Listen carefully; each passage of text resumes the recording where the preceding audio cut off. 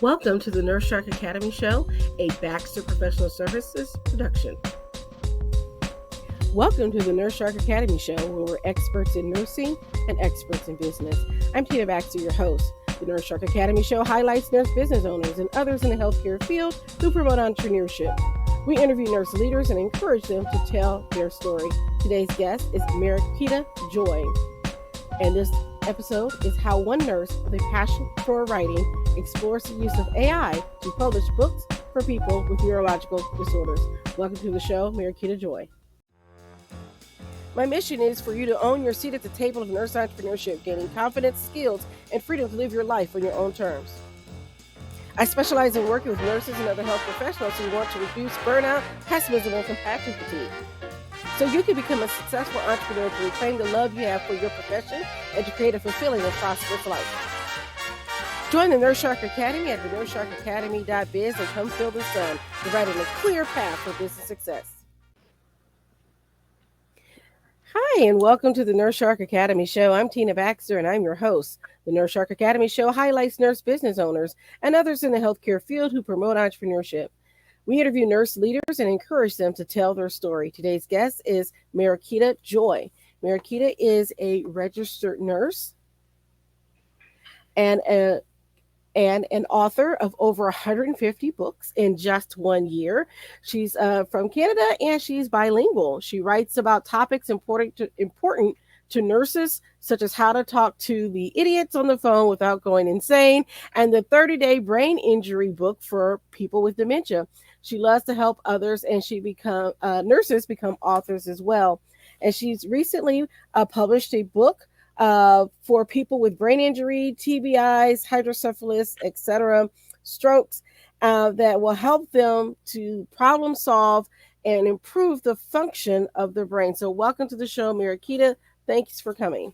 Thanks so much, Tina. Love to be here. Okay, so as always, our first question is, what made you become a nurse? Actually, that was the whole family thing, Mom, mother-in-law, everybody in the family is a nurse and said, you need to be a nurse. A nurse is a good career. I never really wanted to be a nurse. I wanted to teach English as a second language. And so I just had a passion for taking care of kids with special needs. I had a special need daughter. And so I went into nursing in the specific way that I knew what I was interested in doing. I didn't do the typical 5-year med-surg route. So your first year as a nurse was working with special needs children? Actually, I was working in mother and baby after labor and delivery. And then I went right from that into peds home care, taking care of kids on trachs and vents and that kind of thing. Okay, sounds wonderful. So where did you go to school and get your training? Purdue, Indiana. Okay, Purdue grad. All right. Yes, Purdue grad and then USF for my master's. All right. Tampa. All right. So what's your master's in? Public health. Public health. So you have a master. So you have a bachelor's in nursing and then a master's in public health. And so how did you use your master's in public health? Actually, let me take a step back. I started out down the road, as many people probably do, and that's why I love to encourage CNAs and everyone to just keep on going. I basically went to school for 25 years. From the time my son was little till the time he graduated high school, Mom was still in school. So I started as an LPN. Then I got a 2-year nursing degree. Then I went for my business degree for my bachelor's. And then my public health degree, master's. I really wanted to be broad. I really did not want to go the nursing track of BSN, MSN. I wanted to be global and look beyond myself. Always have been interested to be an entrepreneur. So I wanted to add that business piece to my degree. Well, that's interesting because not a lot of nurses have that interest in entrepreneurship. They may have the MBA, MSN type track for maybe hospital leadership or academia or something like that, but not a lot of nurses have the end in mind of starting their own business. So Tina, you just hit the nail on the head. Could you imagine right now, thinking of my kids, in their 20s and 30s? if there was a nursing degree where your specific degree on your bachelor's was nursing entrepreneurship and that was your degree, that just gives me goosebumps. Me Wouldn't that be too. nice if we could have that available? I mean, I would love to, teach classes in that kind of course track. Wow. That would be amazing. And I think very eye opening for a lot of nurses. And it's kind of interesting because that's a little bit about what my next book will be on, Oh, actually, is awesome. entrepreneurship and nursing. Yeah. Yeah, I mean that's really where it's at. We just need to break that mindset. Like I kind of wonder if we went in and sat in on a nursing class, would we still hear the same mantra of you have to do 5 years in med surge? I mean, I can just, I can go to sleep and hear that in my ears. That everyone would always say, you would never be successful as a nurse unless you put your time in med surge. And I said during clinicals, I am never stepping a day in med surge or I won't be a nurse. Not my thing. I think we do a lot of nurses a disservice by giving them that message. Yes. I did 2 years in med surge as a nurse tech, right? Okay. Yeah. So So worked in you the were kind of that hospital. same thing of work your way up, like I'm Yeah. talking about. I Yeah. started out as a CNA, worked as a home health aide at the hospital, also got on as a nurse tech. So I got to do the med surge stuff before I graduated. So when I was graduating, I had the choice of psychiatry or med surge, and I chose psychiatry. Like I no I med didn't have an interest surge. in it. Psych sounds No, better. no. I really wanted to talk to the individuals and learn about their stories and how they got where they are and how we can help them get better. So for me, med surge just wasn't my calling. Like I knew OB was never going to be my calling. And I knew So nursing homes at that point were not going to be my calling, and I've come around 360. But at that point in my life, I was not doing a nursing home, wasn't my thing. So yeah, I wish more nurses knew what they knew, what they wanted, rather than just following along because they don't know what they want. right. And I personally think if you're unsure, yeah, starting in med surge might be a good way to introduce you into other fields that you may want to get in, like Hmm. cardiac and telemetry and peds and ER. But if you know where you want to go, Go there. why wait? Yes. Don't wait. Tina and I are both telling everyone that's listening, don't wait. You know what you want to do, go after it. That's right. That's right. Well, So and it's what? interesting when you're talking about psych Mhm. because quickly I transitioned out to working for Humana. I worked for Humana when health coaching did not exist. I was in the very first pilot of health coaching, which was called Personal Nurse back in the day with Humana, like we're talking 93, Mhm. where Humana said, hey, we found that this drastically affects our ROI, right? Our return on investment. If we can have nurses trying to help people, change their behavior, change their weight, whatever it is we want to do. So they brought in gurus to teach us psych techniques. By the by, of many of you may be aware of this if you're working in psych as a nurse, of what's called motivational interviewing, right? Yes. It's the Mhm. big technique towards substance abuse to be helping with people with dependency issues. And so I became a motivational interviewing expert. Now, for those of you that don't know what that is, it's not a motivational talk, it's an actual like counseling technique that just happens to be the name of it. And so when I wrote the book that I just wrote called How to Talk to Idiots on the Phone Without Going Insane, which is dedicated to case managers, it totally weaves in the techniques of motivational interviewing. It's based upon that, how to be able to use those techniques that you can actually get the person to not know that you're kind of messing with their head so that you can handle all those nasty phone calls we all have to deal with where people are, lazy or don't care or make you just want to go insane.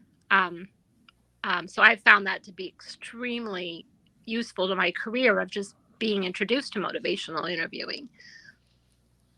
It's so interesting you say that because there's a lot of techniques that we are taught in nursing Yep. that we don't know where they come from. And Yes. so we kind of um, sort of downplay the skills that we have, right? Because we don't understand the theoretical underpinning of what we do know. And so nurses tend to downplay what they bring to the table. And I'm out there wanting to change that. I mean, if Wow. you became a nurse and Yes. you passed that NCLEX, you are an expert. You are an expert. 99.9.999% of the people know nothing of what you know. You are an expert. You passed that course, the exam. Yes. Yeah. I mean, now granted, we all grow in our knowledge. I'm not going to say on day one you know everything, right? I'm going to say on day 1000, whatever, I don't know everything, right? But we are experts in our field and we need to own that. And when Love. we start talking that way and carrying ourselves that way, we walk into the boardroom a whole lot differently. We do. We do because we have that piece. So, for an example, when, because you're psych, when we talk about motivational interviewing, right? So I know that I can talk to anyone and I can throw out an open ended question, right? Whether Yeah. it's something that's going to make you a little bit uncomfortable, like, well, tell me a little bit more about your parents' marriage. I'm just, making up the silly Right. example. And I know that if I sit in my head and count to 10 and stay quiet, you will start talking. Like that's that psych technique that we've learned of what we call chicken. That's what I call it in the book is, playing chicken with people. So if you say to someone, how are you going to help me resolve my bill of my cable? And then you just shut up and don't keep talking, you put that person on the spot and they will have to respond. And those are techniques that you can learn just like you would learn if you were learning sales techniques or negotiating Yes. techniques. And they work. I always laugh when I can tell myself, okay, I'm almost to 10, and as soon as I get to 10 in my head, that person starts talking. It always works. I love to use the cognitive dissonance in motivational interviewing because I like to get to the place of say, okay, I've heard what you said. Let me make sure I understand what you're saying. You really want to lose those last 10 pounds. Okay. But then you just told me that you went and bought this entire chocolate cake and ate it sitting in the closet of your bedroom. So how is that going to help you then lose that 10 pounds? And so I say that, and then I just sit back and wait for them to talk.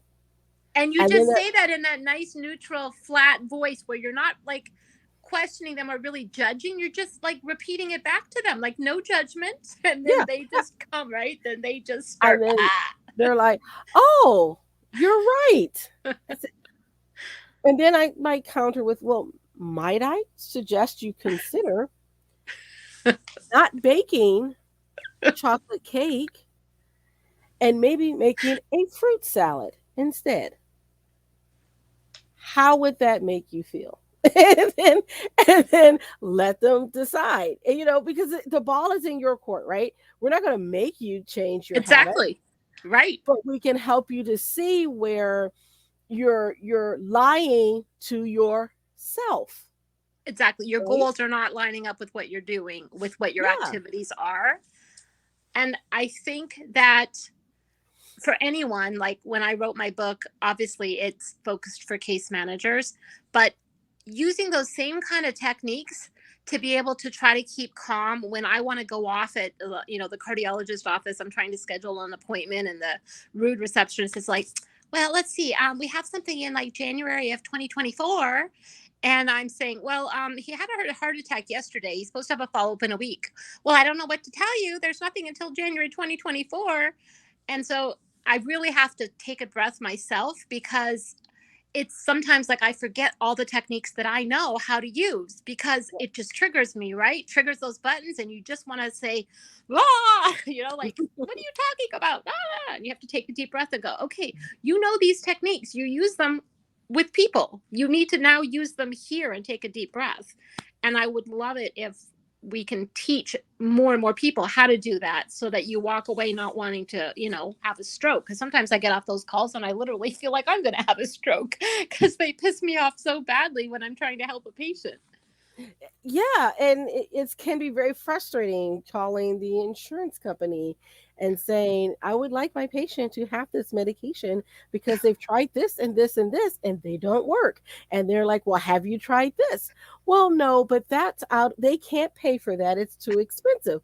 Or no, they don't want that because they're trying to lose weight and this causes weight gain.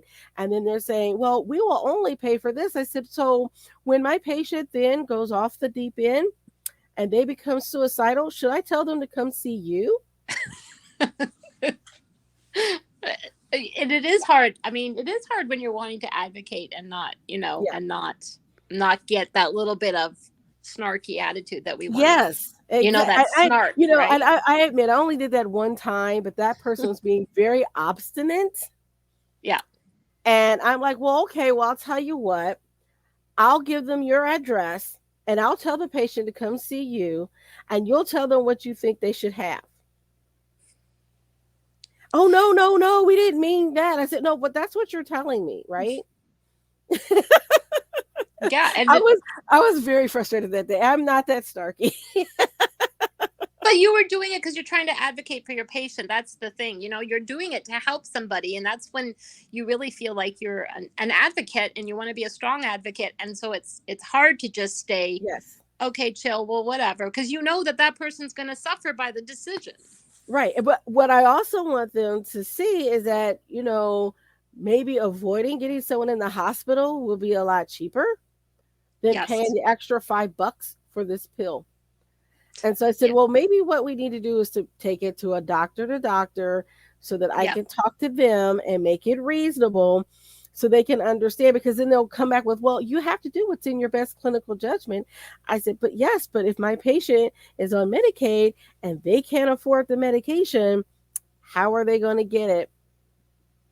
And so we talk about those things, Right. No, the patient advocacy things and the medication issues is stuff I was actually dealing with just before the call. So huge triggers for Yes. all nurses. And I think if you're at bedside, you might not be as exposed to that more, but once you're out in the community in any type of situation, whether that's in the office or case management like I do, those kinds of things really become sometimes the worst headache of your job. I try to remember that the person on the phone oftentimes isn't the person making the decisions. They're just reading from a script and they're just doing what they're told. And I have to, and I try to remember that. I said, good example, talking to the cable company, right? Get very upset with the cable company, or I used to. Yes. And I would say, well, you're the worst cable company because you punish your longtime customers by increasing our prices and taking away the services and then giving us redundant channels that we actually don't want. And so I said, so how is this of benefit to me? And they're like, I understand what you're saying. I'm so sorry this is happening. I said, I understand it's not your fault, but I also know that we are on a recorded call. And the more times I tell you this, maybe it will sink in. But then, I decided to actually pull the plug. So that relationship, sadly, as far as the television, has come to an end. Yes, we are in that same situation as well. And that is one of the tips I say in my book about those kinds of things is people, if you haven't worked in a call center, you don't know how they work, right? And so recorded, you can tell the person, hey, please make sure this is flagged for QA. I want a supervisor to pull this call. There you go.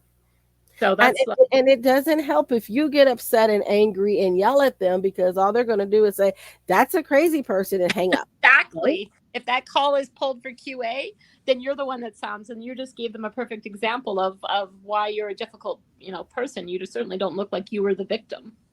Precisely. And so those are just things that I think would help us in our everyday interactions when you're standing there with the patient or the family member yelling at you, realizing that most often or not, they're not really mad at you. They're mad at the situation. They need somebody to take it out on. I am certainly not saying be in a punching bag, because, I'm a big advocate for nurse safety and safety of all healthcare professionals. But there comes a point where you can politely say, I appreciate that you are upset and this matter is very distressing to you, I will do my best to accommodate your needs. However, I will have to establish boundaries and I will not allow you to be yelling at me. So Listen, we're going to have to end this just conversation roll right off the tongue. Listen to that so kindly, so nicely. now. Years of practice. Yes, that's for sure. Years of practice. And I did that once in the nursing home where this daughter was just going off, and I don't know what her deal was, but she started to lecture me about the neurobiology and the biological underpinnings of addiction. Mind you, her mother was not addicted. Her mother had been on a medication for several years to manage pain and anxiety. Right? She wasn't an addict. She Right. was she was towards the end of her life. So I knew this, right? But then she kept going on about this, and I said, "Ma'am, I am agreeing with you. You're wanting to argue with me, but I am agreeing with you." And I said, "Well, it seems like you are not listening to anything I said. And by the way, I did teach the course on this, so I am agreeing with you, right?" I said, "So I'm going to terminate this call now. If you have any further questions, talk to your brother." Click. And the staff were just like, "I can't believe you did that." I said, "I was on the phone with her for 15 minutes." They're like, we're always on the phone with her for an hour. I was like, listening to that? No, no, no. I said, the more you feed into it, the more they'll get into doing it. So yeah, we're getting going down the rabbit hole of the psych stuff. Yeah, no, just very, but just taking that back full circle, for any of the nurses listening, if you are looking to expand out to what you want to do, whether that's writing books that we'll talk about for a minute, consulting, anything outside of the typical nurse arena, I strongly encourage a course in motivational interviewing. It's so widespread now. There's lots available online because it really gives you that baseline of what you take it from there. And it's really not just a psych thing. It's applicable in all sorts of aspects of your nursing business. Not even that, but try using it with your kids. Yes. Oh, Anna says, "Mom, don't say to me one more time on a scale of 1 to 10. Don't even tell me, Mom. I'm not listening." On a scale of 1 to 10, Anna, how important is it to you that you get to watch your show tonight and therefore take your shower? Yep. It can be used in a lot of different things, but it helps you to stop and realize what your priorities are. Yeah, And that's key. take a breath. Yeah. So So you go ahead. sorry, you mentioned that you were always interested in entrepreneurship.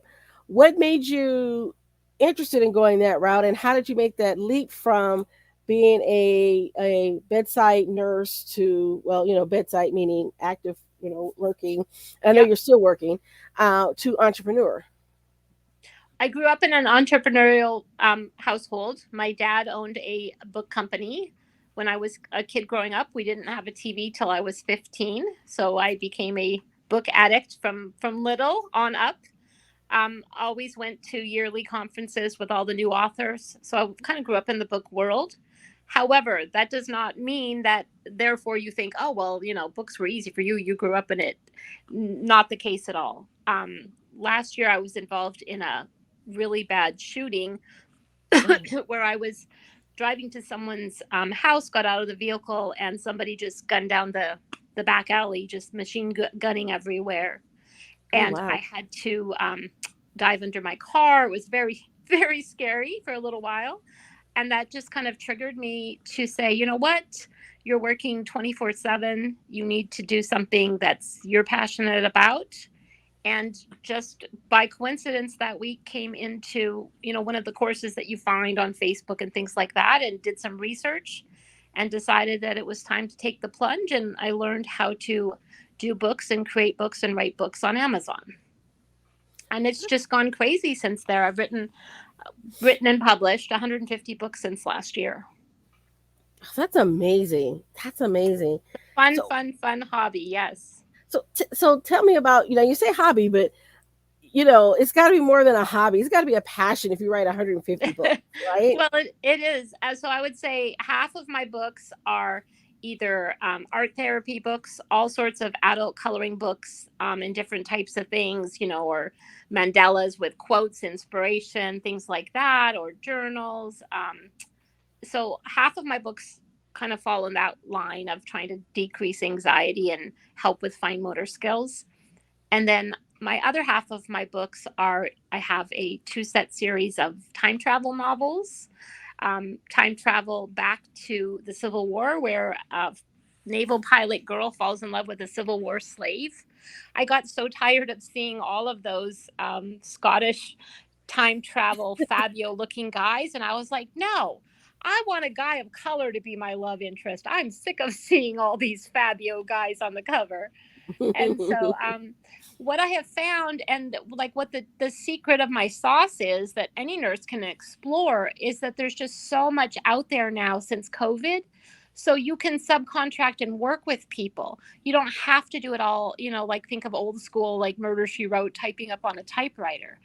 Some of my books, I put together the full outline and then I subcontract out to a writer. You can call it ghostwriter, you can call it collaborator, whatever. They write chapter by chapter, then I edit it to death of what I want. So it's still my book, but I don't have to take the time of actually writing the words. Saves me a lot of writer's block. So there's so many ways to do it. There's a great app called Fiverr that has subcontractors from doing your covers to proofreading to formatting.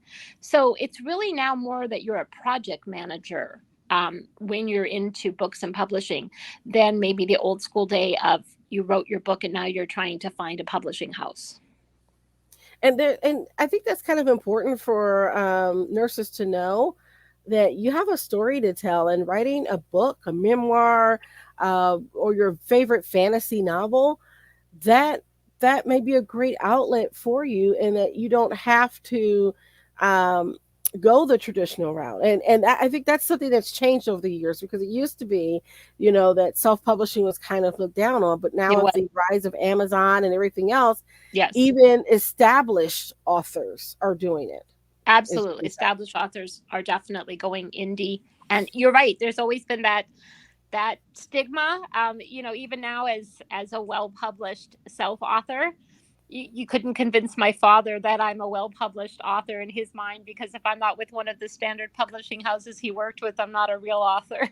So, the old school's gonna eventually go with the passing, because when you go with a publishing house, I mean, it takes 18 months or more to get your book out. I mean, you I'm sure know how that goes. And with indie publishing, I mean, I can have a novel out in 6 weeks with full cover, perfect graphics, proof typed, all good to go in 6 weeks. So the turnaround time is much, much better. You could probably have a series of 6 novels done in 6 months, and you wouldn't even have one done with a standard publishing house. and I think that's kind of important to for people to hear, because when you think of publishing a book, a lot of people think it's very daunting. I know I initially did.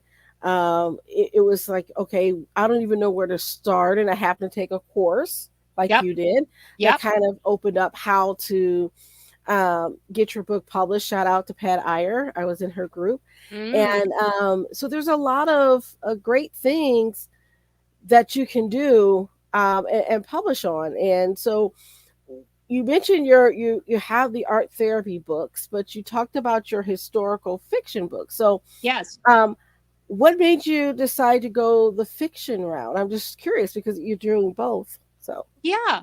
Well, I've kind of went down a couple genres. I have the self-help books, such as the one we talked about of how to talk to idiots on the phone. The mhm. cover, by the way, is just the lady is just going insane on the cover. And then I have another self-help book called I Was Catfished, Don't Be Me. And it shares my story of being catfished as well as a whole bunch of tips of helping people avoid being catfished. So I was kind of starting down that self-help track. And then I thought, I've always wanted to do my novel. Everybody's always has that novel in their head that they want to Yes. do. And I was completely glued into Outlander all during all during COVID. I think I've read the Outlander books like 4 times, and they're like 1,200 pages each. So I wanted to do time travel and just thought, okay, well, this is my shot to do it. Now, fiction is a huge market, to get into. I mean, time travel is like the most competitive there is. But this week I was so excited. My second novel came out on the 14th on my birthday. So when you're an indie publisher, you can pick the day you want to publish your book. So my All right. second book came out on my birthday.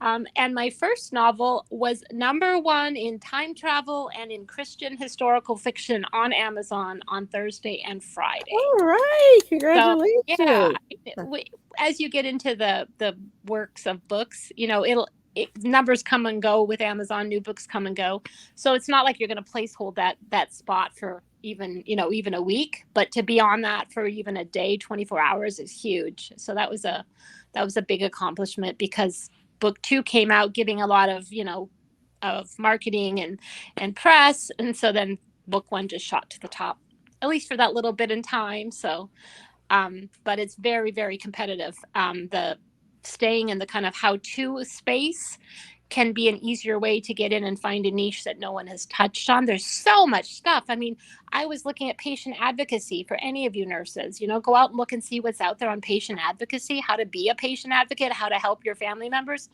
There is so little out there, and what is out there is just so poorly written. It's a huge, huge, huge space that's left wide open. And I don't know why, not enough of us nurses have gone to write something that really would be a nice, handy tool for families to use. And simple things like some of the tips I literally tell people is if you have a doctor or surgeon that comes in the room for 2 minutes and they're going to just blare in and leave, you just quietly, like, let's say I'm with my daughter and she's the patient. I'll just quietly go as he's talking to her and stand by the door. Nothing intimidating. I just happen, there's no space in the room. I stand by the door. Well, guess what? He's not leaving. He's answering our questions, right? So Right. there's a lot of subtle things that we could teach people of how to better prepare for appointments, how to be a better advocate.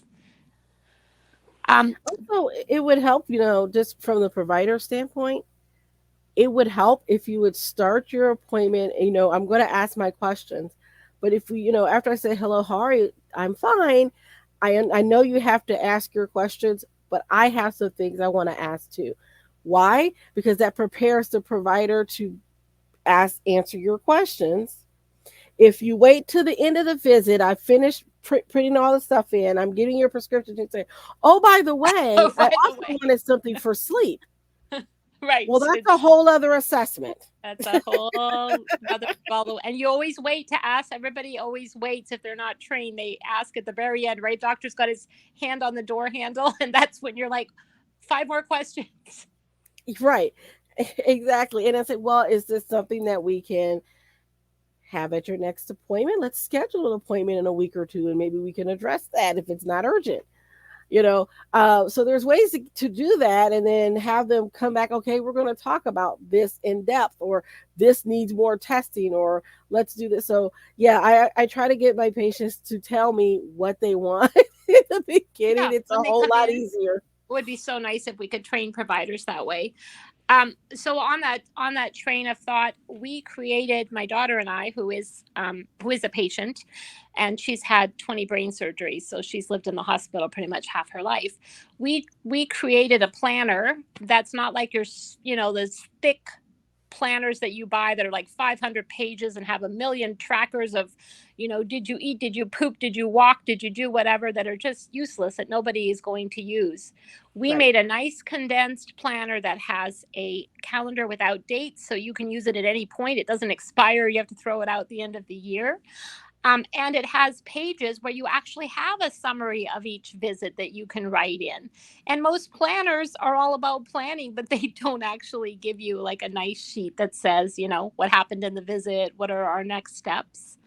And then the funniest thing that I thought was adorable is my daughter said, Mom, everybody has to wait so long. And then if you have chemo or anything else going on, she's like, we're putting games in the back of the planners. So all of her planners have like word searches and dot finds and doodle things, not for kids, for all of us, because we're sitting in there and we're bored waiting. And she's like, yeah, my planners are going to have things to do in the back.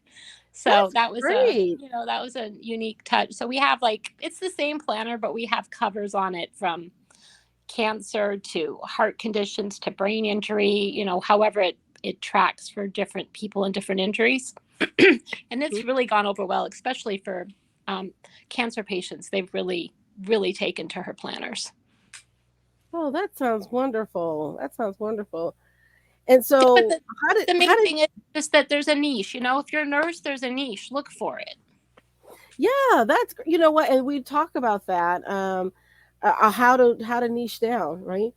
Yep. I was talking to a nurse and she was like, "Oh, I really just like to bake and I like to cook and I like to do this." I said, and she was like really into healthy food and all this stuff. I said, "Well, if you want to cook and things like that, why not create a business where you're creating meal plans that are tailored for people who have special diets because no one's doing it, No right?" one's doing it. Yeah.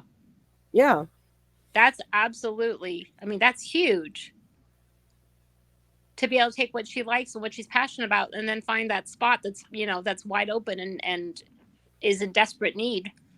exactly. Blue ocean, blue ocean, blue ocean. A See? marketing thing. That's just, yeah.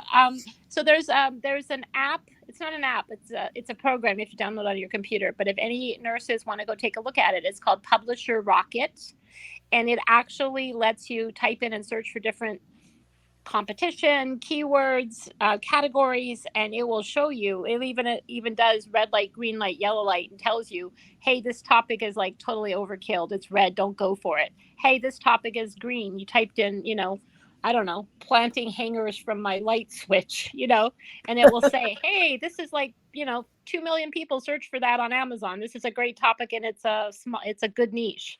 So it helps you ahead of time. Don't just write a book because you always wanted to write a book about feather pillows. Make sure you do your homework first and that you're writing about something that is either not too competitive or is a topic that other people want. Okay, so that's publisherrocket.com, and I'll make sure I put that in the show notes. Yeah, I think that's a really great way to start, just to be able to get some idea generation going and really knowing what the market is.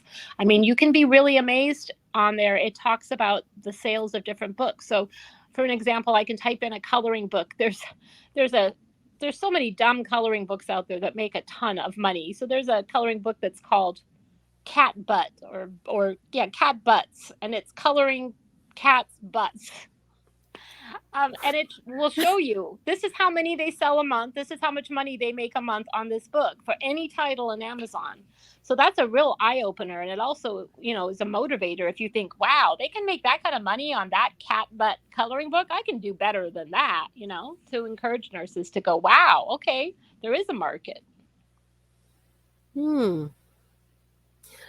I remember going to nursing school, and the one thing that I really liked was the anatomy coloring book.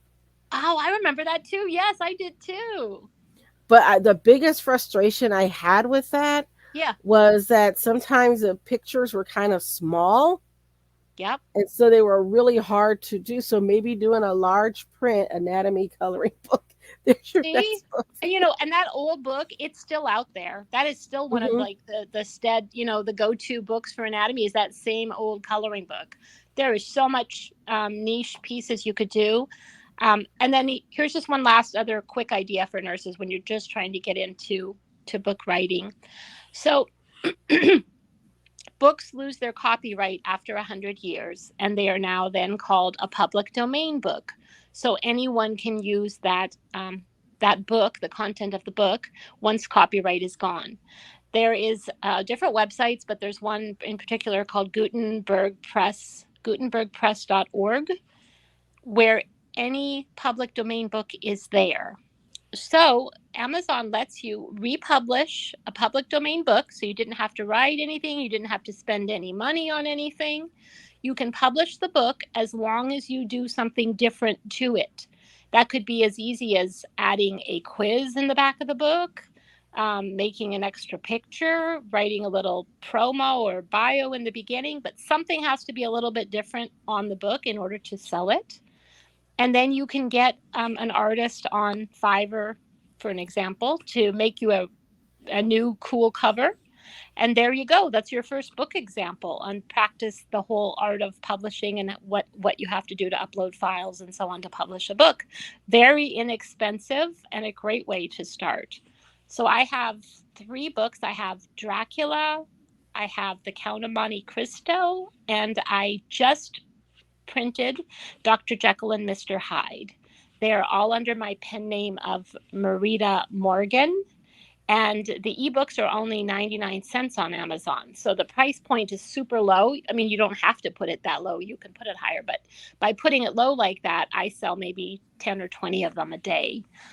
And I just make really, really, really cool modern type covers. And it's a lot of fun. I'm working on Frankenstein right now. Ooh, that would be great and fun. Yeah, so that's like an easy, quick way to get into it, right? Because everyone says, "Well, this is all so expensive. How do I even start?" And that's a really great, easy way to start is with a public domain book. A nurse's take on Frankenstein. And there's so much medical stuff. Oh my gosh, when you start digging in there, there's all these really cool old, nursing books or medical journals, things from the 1800s that could be really cool to republish. Yeah. And so because we've had and it's coming up soon, we've had different types of authors and writers on there. Yeah. And so you have your own company. What's the name of your company? AMJ Books. AMJ Books in Maryland. Anna Mariquita Joy, my daughter and my initials, AMJ Books, and we're in Maryland. Awesome. All right. Yep. And all our books are listed on our website, but they all just then take you directly to Amazon. But they're all out there on display. We have, like I said, I use different pen names, and that's something fun to always create and decide is, do you want to publish everything under your own name? Do you want, different genres for different names? Okay. It's a lot of fun to explore. So yeah, I definitely encourage nurses to go out there, do some homework, dig around, watch some YouTube videos on how to publish books, because any one of you can do it. All right. So lastly, as we get ready to wrap up, if you had one piece of advice for a budding entrepreneur, a budding artist or writer, what would it be? To go for it. Not be scared, not let all the what ifs, and to know that things don't have to be perfect. People get so stuck up on wanting it to be 1,000% instead of knowing that they could do 10 times as much if they did it at 80%.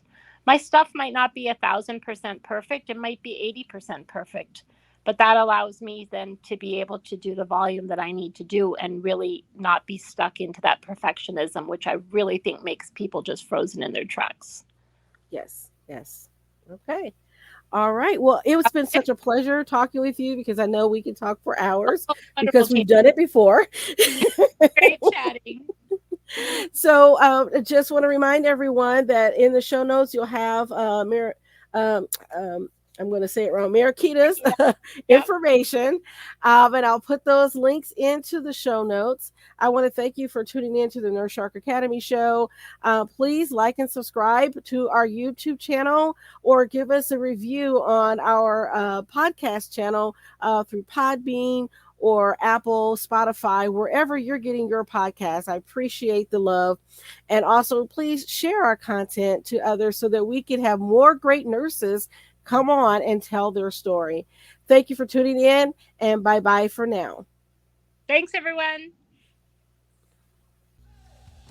Attention nurses, looking to take your nursing knowledge and turn it into a viable business?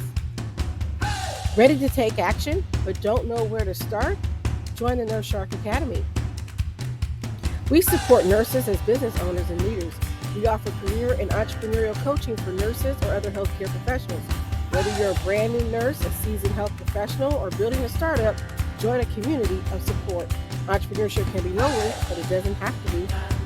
Our career and business coaching services are designed to help you achieve the life work balance you desire. Our experienced coaches will help you identify and attain your career and business goals, enabling you to become more successful in both your personal and professional life. I'm Tina Baxter. I founded the Nurse Shark Academy because I believe every nurse is a hero on his or her own epic journey. Nurses are launching new businesses every day. You don't have to do it alone. Join the Nurse Shark Academy and get the support, training, and coaching that you need to launch your successful nurse business. Become a member at the nursesharkacademy.biz. Thank you for listening to the Nurse Shark Academy show wherever you get your podcasts or watching us on YouTube. Don't forget to like and subscribe, and don't forget to hit the notification bell so that you'll know when all of our episodes come out. If you want further information, you can contact us on the nursesharkacademy.biz.